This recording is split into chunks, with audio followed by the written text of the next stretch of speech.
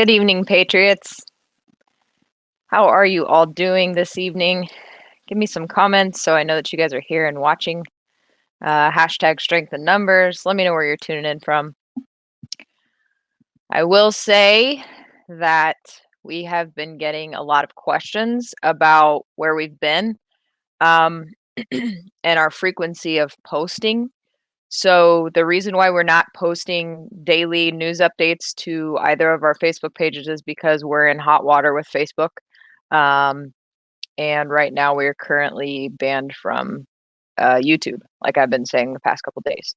So I just wanted to let you guys know that if you would like daily news updates, you can follow us on Instagram. You can follow us on Patreon. You can also follow us on MeWe. You'll get daily news updates there, the graphics with the daily news updates. So please feel free to go follow us on those platforms because we have to be very, very limited with what we post on Facebook. So take 2 seconds, share this video, please. I got a lot of big news for you guys this evening. I'm sorry I didn't catch you this afternoon. I was spending my entire day almost revamping our website. So if any of you have been on there lately, let me know what you think. Let's see. There you go. Telegram, Instagram, MeWe, and Gab for news updates, since we are not allowed to post on Facebook because they want to take us down.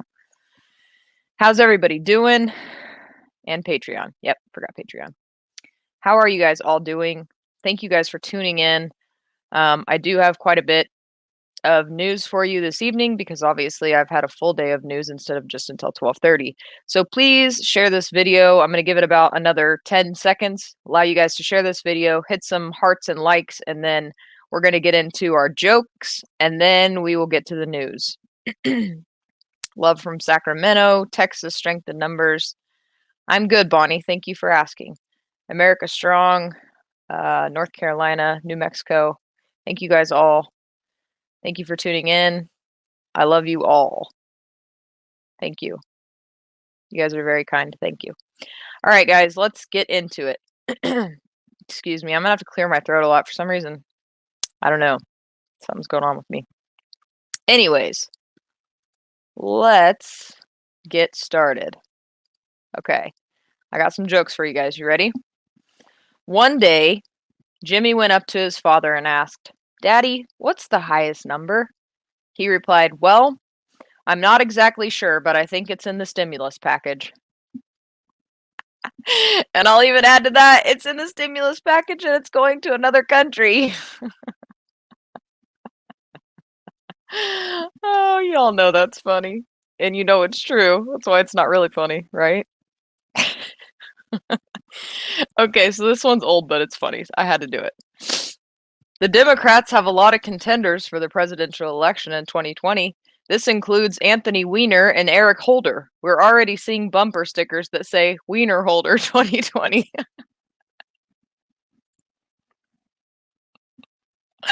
I'm such a child.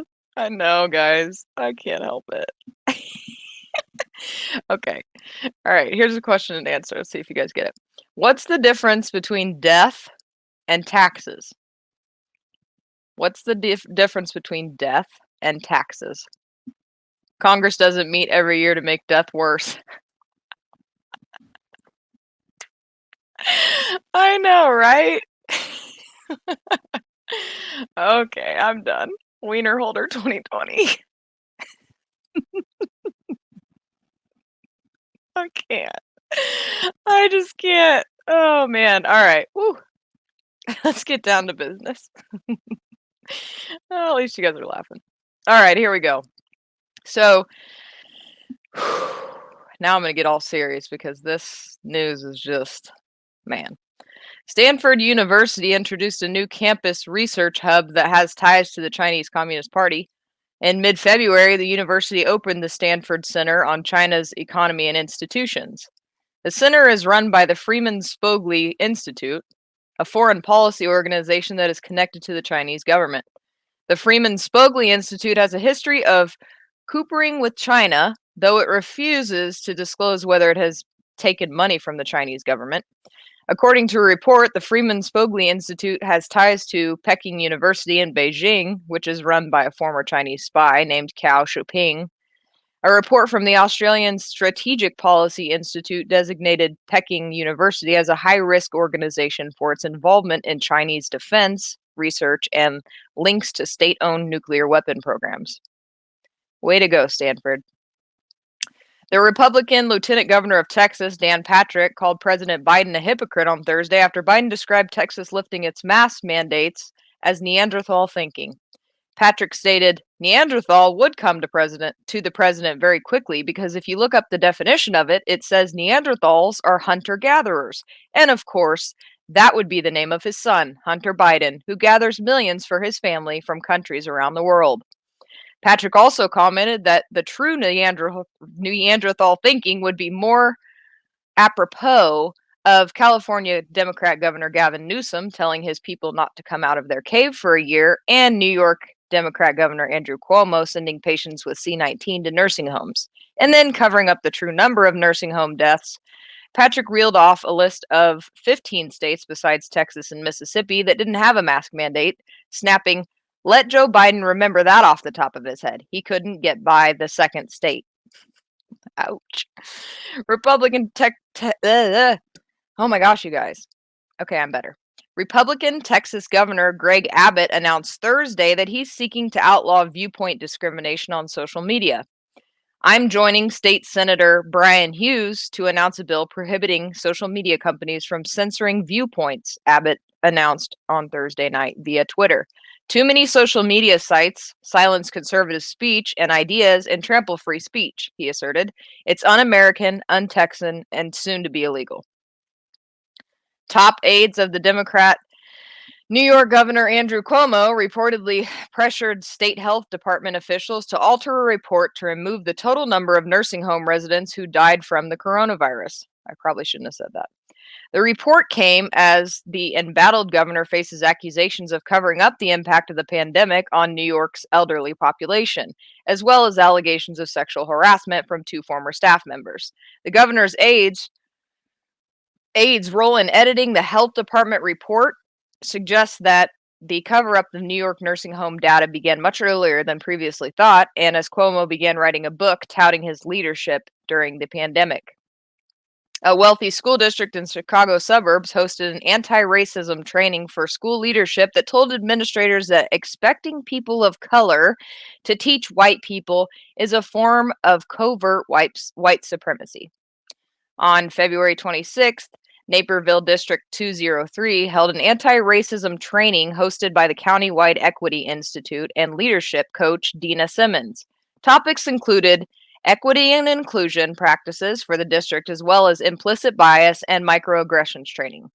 According to a report, Simmons, the keynote speaker, told attendees that Americans are spiritually murdering Black students. Simmons also reportedly told listeners that white people removing snow is indicative of systemic racism. The speaker was likely referencing a Los Angeles Times article wherein the author condemned her Republican neighbor for snow plowing her driveway days after the Capitol riot. This week, MSNBC host Joy Reid stated that people on the right would trade all the tax cuts, for the ability to openly say the N-word like in the old days, adding that those same people's inability to be openly racist and discriminatory without consequence is oppression, and Trump is the avatar for this freedom. Oh my gosh, you guys. I just can't. An Arizona State University associate dean penned a 358-page book detailing how grading students' writing is a form of racism and white supremacy. In a book titled Labor-Based Grading Contracts, Building Equity and Inclusion in the Compassionate Writing Classroom, the professor encourages teachers to ditch grading for a labor-based grading system wherein students earn grades based on their effort. The quality of a student's writing would not help or hinder their course grade. That's where we're at, you guys. White House Press Secretary Jen Psaki refused to answer any questions about whether Joe Biden takes any accountability for the border crisis that is unfolding on his watch and refused to state whether the administration supports an unlimited number of unaccompanied minors illegally entering the U.S. An Immigration and Customs Enforcement official warned officers that the agency expects the highest number of children crossing into the United States from Mexico in over 2 decades. The warning comes as the Biden administration plans to convert immigration facilities along the border into processing hubs in order to fast-track illegal immigrant families through to releasing them into the United States. Biden administration is struggling to handle an influx of illegal immigrant families and children, and they have taken a drastically different approach to immigration than either of the 2 prior administrations under former President Donald Trump or Barack Obama. Biden has emphasized processing and releasing illegal immigrants rather than detaining or barring them from entry. The $15 minimum wage bill has failed to pass the Senate by a vote of 58 to 42. 8 Democrats voted against it. Biden is the first president in at least a century not to hold a solo press briefing by day 43. White House Press Secretary Jen Psaki on Wednesday declined to outline when President Biden will hold his first solo press conference, despite mounting pressure and calls for him to do so. Let's hear how she defends him. This is fun. So we're 45 days into the Biden presidency, and he has yet to hold a presser. At this point in past presidencies, every president, from Reagan had addressed reporters, some of them multiple times. So why the delay, and when can we expect the president to hold a press conference? Well, first, as all of you know, the president takes questions several times a week. He took questions actually twice yesterday, which is an opportunity for the people covering the White House to ask him about whatever news is happening on any given day. We look forward to holding a full press conference in the coming weeks before the end of the month, and we're working on setting a final date for that. And as soon as we do, we will let you all know. But this president came in during a historic crisis, 2 historic crises, a pandemic like the country had not seen in decades and decades, and an economic downturn that left 10 million people out of work. So I think the American people would certainly understand if his focus and his energy and his attention has been on ensuring we secure enough vaccines to vaccinate all Americans, which we will do by the end of May, and then pushing for a rescue plan that will provide direct checks to almost 160 million Americans. That's where his time, energy, his focus has been. But in the meantime, he takes questions multiple times a week and looks forward to continuing to do that. And as soon as we have a press conference set, we'll let you know. Sure. Those sprays, though, are not an ideal forum for us to be asking questions. He can't hear us half the time. We get maybe 2 questions and then we're shuffled out. So why hasn't he answered questions from the press at this point? Is it just that he's too busy? I think he's answered questions, I believe the count is almost 40 times. So.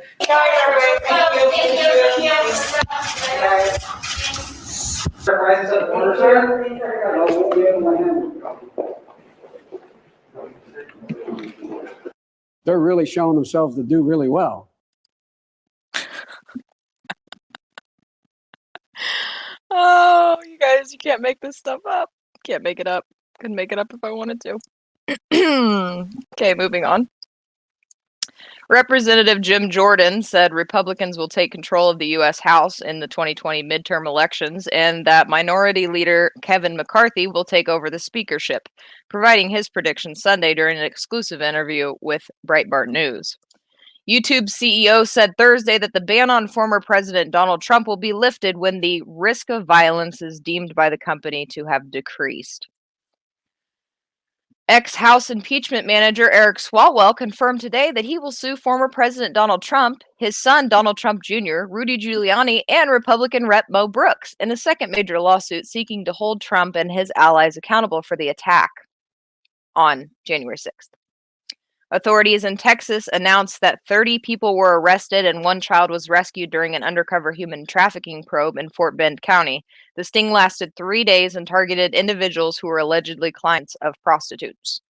And Senator Johnson asks FBI official at a hearing how many firearms were confiscated from suspects arrested at the Capitol unrest on January 6th that Speaker Pelosi labeled as an armed insurrection.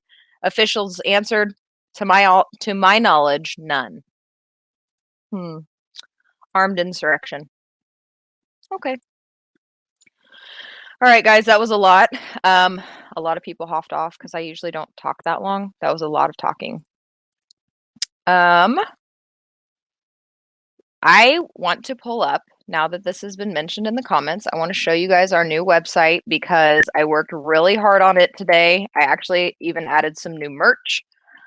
So I want to show it to you guys because I'm super proud of it. It took my entire day, but it looks really good. I think you guys are going to love it. Oh, check it out. Check it out. Brand new. We got some new merch in there, some reviews, latest news. I forgot to mention, you guys can always find our latest news posts on our website as well, www.primetimepatriots.org. There's a place here for you to sign up for the Constitution class. There's a place here for you to sign up to be featured on our show, if that's something that you're interested in.